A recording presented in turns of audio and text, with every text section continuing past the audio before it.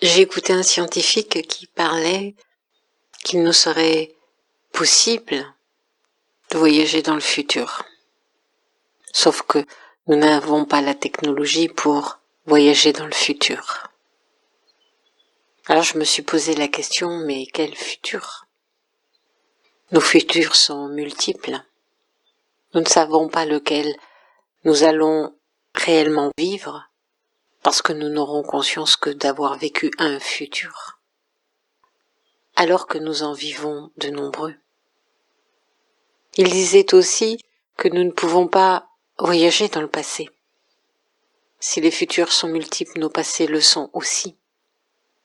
Nous n'avons pas un passé unique. D'ailleurs, quand on essaie de se souvenir de certains détails du passé, nous n'y parvenons pas. Certains nous apparaissent à des moments précis, parce qu'ils sont rappelés en mémoire, et parce qu'ils sont rappelés en mémoire, nous les vivons et nous disons « cela fait partie de notre passé ». Mais cela fait partie des innombrables passés dans lesquels nous avons cheminé, parce que nous avons été une personne à un moment donné, mais l'instant suivant nous sommes une autre personne. Nous ne sommes plus celle qui a vécu le passé de ce moment-là.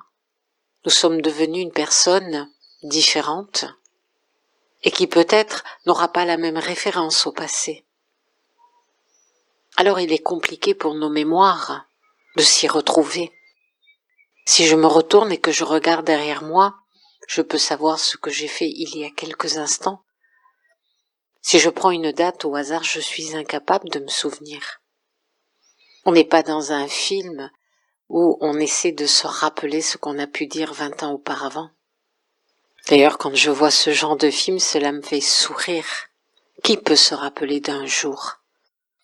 Peut-être un jour qui l'aura marqué et qui aura marqué les mémoires qu'il porte en lui, mais ce n'est même pas certain que cette personne-là, qui va regarder ce passé vécu, c'est peut-être un autre être dont il porte la mémoire, mais qui se sera acheminé vers un futur totalement différent. Parce qu'à un moment donné, son instant présent l'a propulsé sur des futurs différents. Alors le passé n'existe que parce que j'en ai quelques souvenirs et au moment où je me remémore ces souvenirs, ce moment-là, le passé existe. Mais tant qu'ils ne sont pas ravivés en moi, le passé n'existe pas. C'est pour cela que parfois on s'interroge sur certaines découvertes et on se dit « mais pourquoi n'avons-nous pas vu cela auparavant ?» Ça paraît si évident. Il suffit de regarder les dernières découvertes archéologiques sur les pyramides. La construction des pyramides qui a fait couler tant d'encre pendant tant d'années et qui subitement trouve une solution, comme si nous n'avions pas pu la voir auparavant. C'est parce qu'elle ne faisait pas partie de notre passé, cette solution-là. Mais par contre, elle fait partie du passé de mon moment présent. C'est-à-dire que mon présent et mon passé participent au même instant à la même construction de ma mémoire. Eh bien, il en est de même pour le futur. Ce futur qui peut bifurquer de différentes manières, que je peux pressentir, eh bien, ce futur-là est déjà passé. Il appartient à ma mémoire, mais je ne l'ai pas encore vécu, parce que je pense qu'il s'achemine devant moi dans un temps linéaire. Mais le temps n'est pas linéaire. Le temps est comme l'espace, il se courbe. Parce qu'il ne faut pas regarder l'espace et le temps comme deux choses différentes. Ils existent simultanément. Parce que sans le temps, nous ne percevrions pas l'espace. Et sans l'espace, nous ne percevrions pas le temps.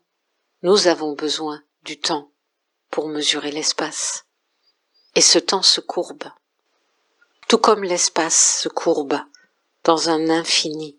L'horizon, c'est la courbure de l'espace, c'est la courbure du temps. Donc ce qui doit se produire demain Et ce futur vers lequel je m'acheminerai est un futur qui est déjà passé. Mais je ne l'ai pas encore vécu dans ma mémoire et dans mon temps présent.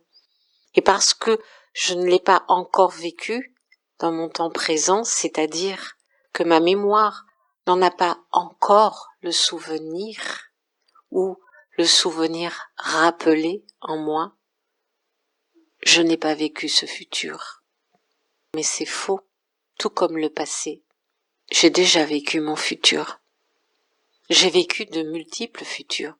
Ce que je ne sais pas véritablement, c'est quel chemin je vais prendre pour aller vers quel futur.